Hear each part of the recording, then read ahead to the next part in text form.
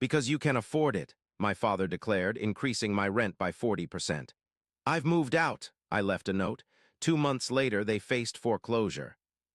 I'm 29 years old and finally free from the financial prison my family built around me over the past 7 years.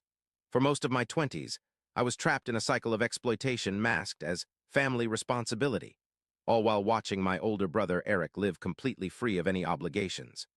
2 months ago, my parents called a family meeting to inform me my rent would be increasing by 40% to help support my brother's growing family. That was the final straw that forced me to see what I had been blind to for years. I wasn't a family member, I was their ATM. Growing up, it was always clear that Eric was the golden child. He was outgoing, charming, and athletic, everything my introverted, tech-focused self wasn't. My parents beamed with pride when Eric was the life of family gatherings, while my achievements in academics and later in my programming career were treated as expected rather than celebrated. "That's just what you're good at," my mother would say dismissively whenever I earned recognition for my work. After graduating with my computer science degree, I moved back home temporarily to pay off student loans and build savings. What was meant to be a 6-month stay gradually transformed into a 7-year sentence. At first, the arrangement seemed reasonable. I paid $500 monthly for my old bedroom and helped with utilities. I was making good money as a back-end developer, and the arrangement allowed me to quickly pay off my loans and start building savings. Everything changed when Eric lost his job at the graphic design studio 3 years ago. He had been jumping between creative pursuits for years: photography, design, music production, never sticking with anything long enough to build a career. When he showed up at our parents' doorstep with his wife Sarah and their 2-year-old son, my parents welcomed them with open arms.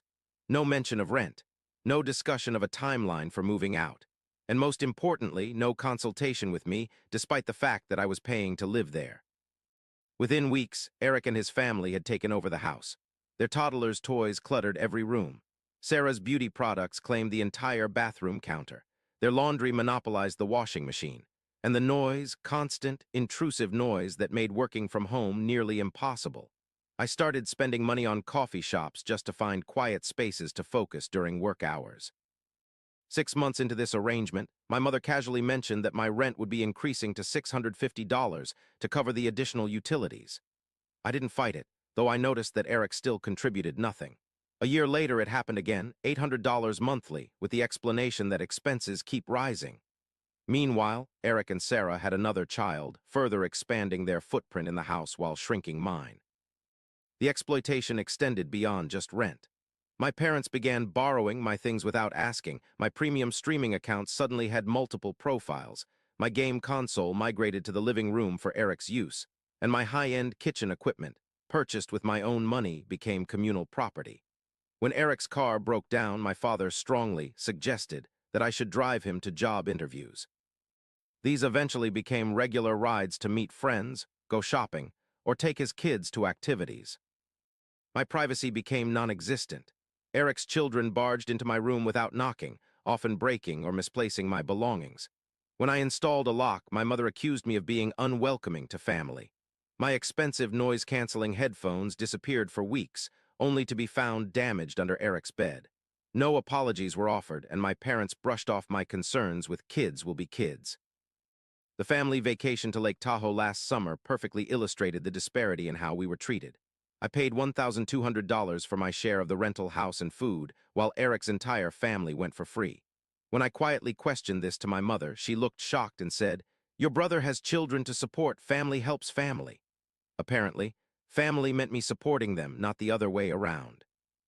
My breaking point came during that fateful family meeting 2 months ago. I sat at our kitchen table across from my parents, with Eric lounging in the corner scrolling through his phone, barely paying attention. My father cleared his throat and announced that household expenses had increased again. My rent would now be $1,200 monthly.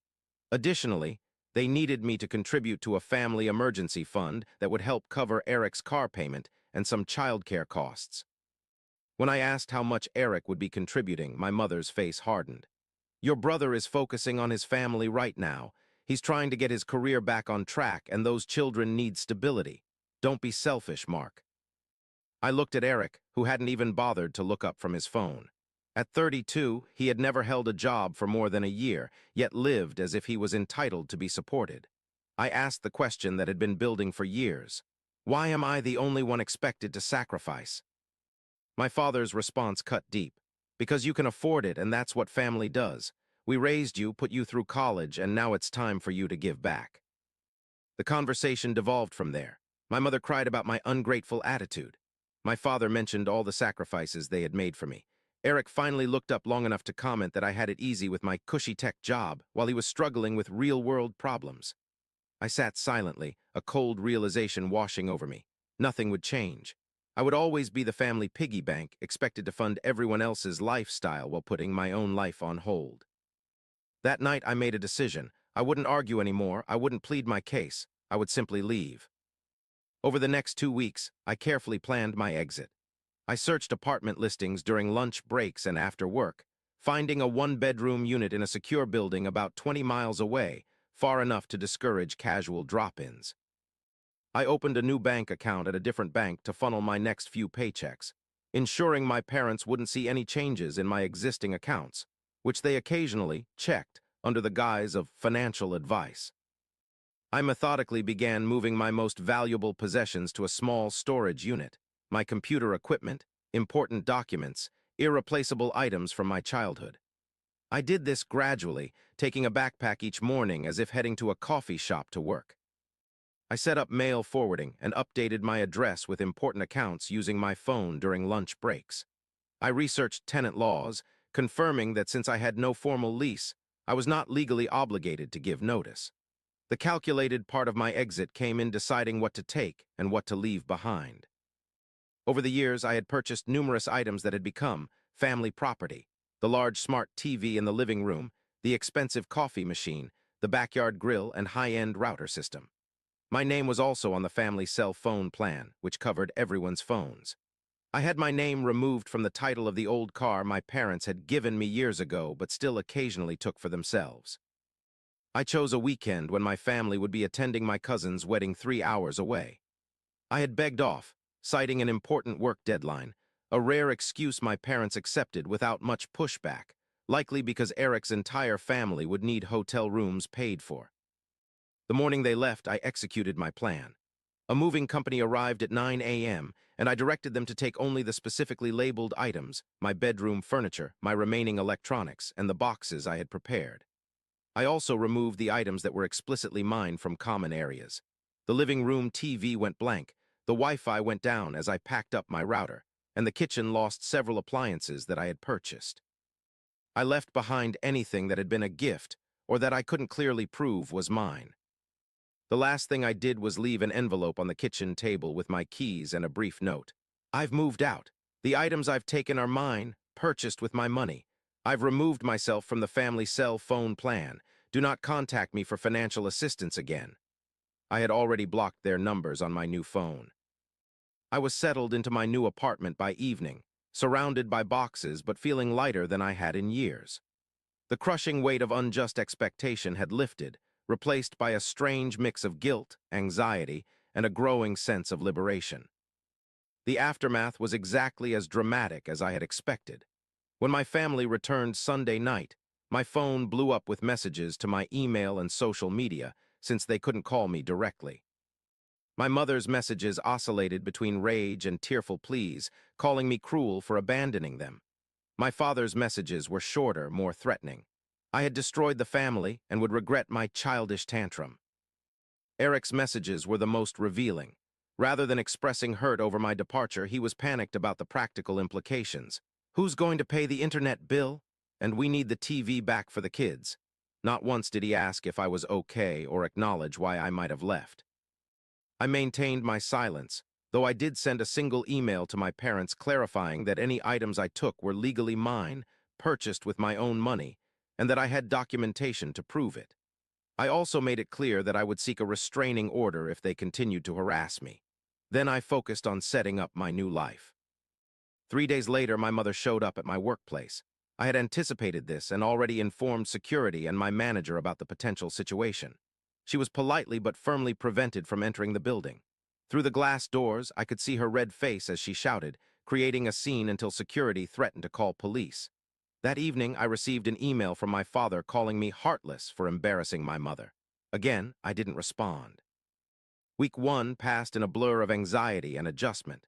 I installed additional security measures in my apartment and began therapy to help process the years of financial exploitation and emotional manipulation. My sleep improved immediately, despite the stress of the situation. No more late-night noise from Eric's family. No more borrowing my things without asking. No more expectations to babysit on a moment's notice. The financial consequences for my family began to materialize quickly. By week 2, I received a frantic email from my mother informing me that their cell phone service had been cut off since I had removed myself from the plan. She demanded I restore service immediately for safety reasons. I didn't respond, but I did smile at the irony. Suddenly, my financial contribution was about safety rather than entitlement. By week 3, flying monkeys were deployed. Extended family members began calling and messaging, having been fed a distorted version of events. According to them, I had stolen family property, left without warning, and abandoned my poor parents who had given me everything. I responded to these messages with brief, factual corrections and stopped engaging.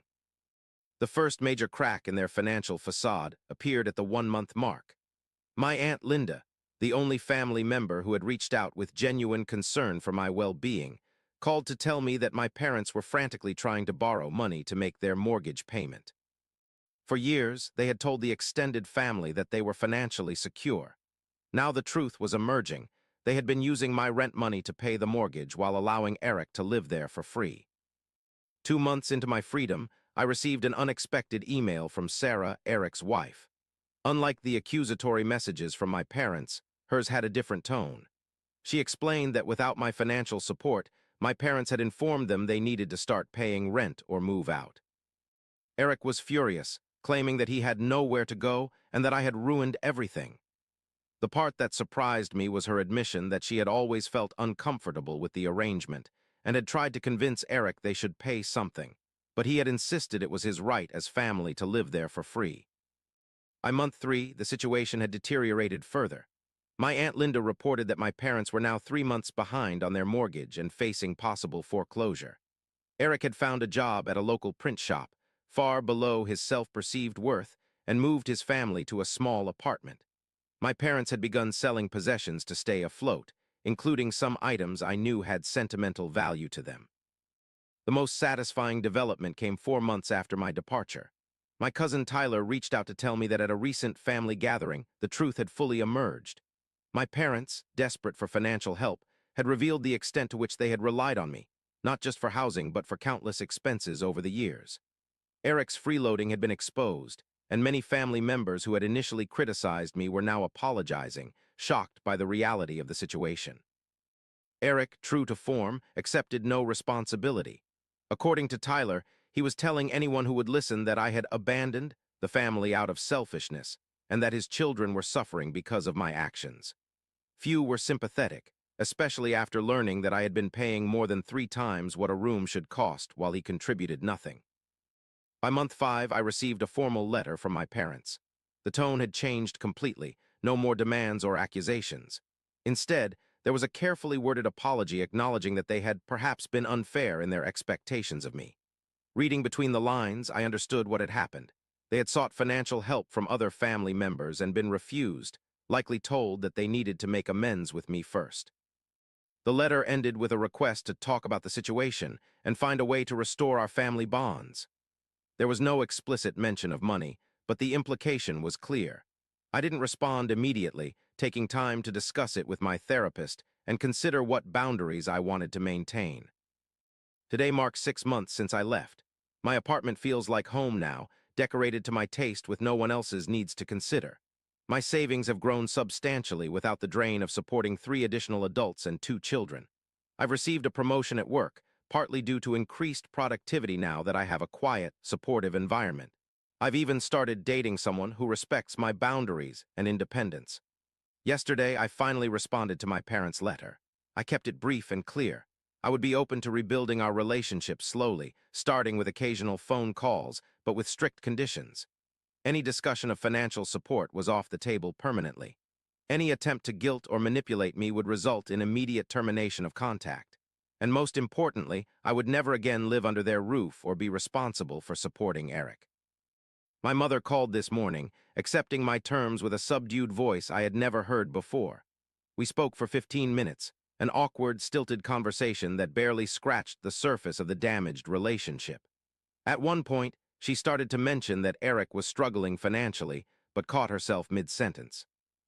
I don't know if we'll ever repair what was broken, or if they're simply biding their time, hoping to eventually regain access to my financial support. What I do know is that I'll never allow myself to be treated as an ATM again. The family dynamic was never about love or mutual support. It was about exploitation, with me as the designated provider and Eric as the eternal recipient. The house of cards they built on my back has collapsed, and from the rubble, I've constructed something much stronger. A life defined by my own choices, not by others' expectations. Sometimes the most powerful revenge isn't about hurting others, it's about reclaiming your own worth and refusing to participate in your own exploitation. Looking back now, my only regret is not leaving sooner. 7 years of financial servitude was too high a price to pay for the illusion of family harmony. If you're reading this and seeing parallels to your own situation, know that you deserve better. No one has the right to demand your financial sacrifice while contributing nothing themselves, not even family. Especially not family.